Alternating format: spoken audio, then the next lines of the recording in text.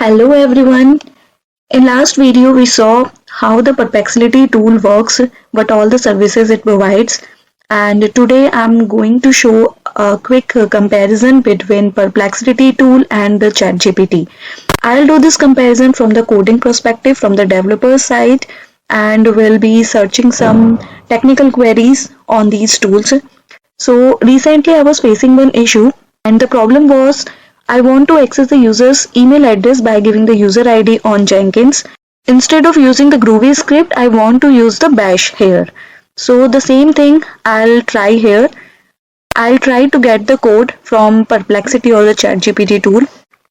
So on both the screens I have opened Perplexity as well as the ChatGPT, and this is the search query I'm going to give here to access the user's email address in Jenkins without using the Groovy code. Let's search this.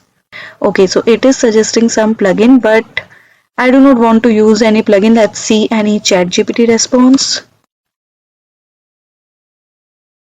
So ChatGPT is suggesting to use the Jenkins API, where we can access the API by giving the API token and the username, and in this way we can give the user ID and get the user information. From this user information we can get the email address. Okay, so I like this code actually because in Perplexity it is not suggesting any code, but it is simply suggesting us to use the Jenkins plugin and then we can use this environment variable. I can definitely try this thing. Let's try for the another query. So here we can assume some beginner is trying to do something. I'll search how to create Java project. Let's see the first response from ChatGPT. It is suggesting us to set up the development environment first by installing the JDK and some ID, and then it is suggesting some steps in a particular ID. How can we create a new Java project? Then how to set up a project directory, write a Java code, sample Java code it is suggesting us, and then how to build the project finally. What is the Perplexity response? It has suggested the ID we can use for Java project, and then it has suggested the way. Then simply if you prefer the command line, we can create a Java project. So I think it is also suggesting the same, but if I see the ChatGPT response, it is more in depth that a beginner can actually perform.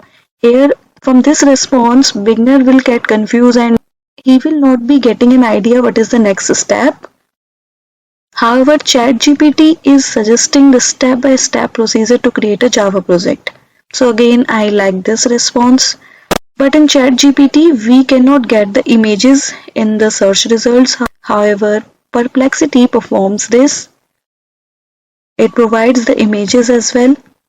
There is one more benefit that Perplexity has the up-to-date information. So if I search here for Python latest version,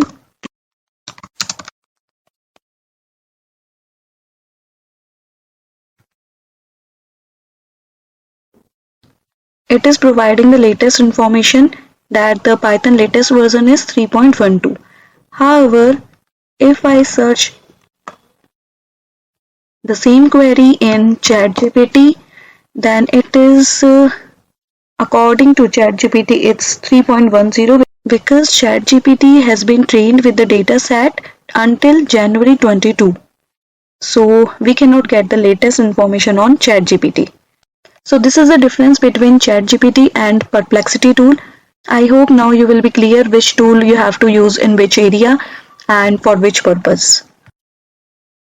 Thank you.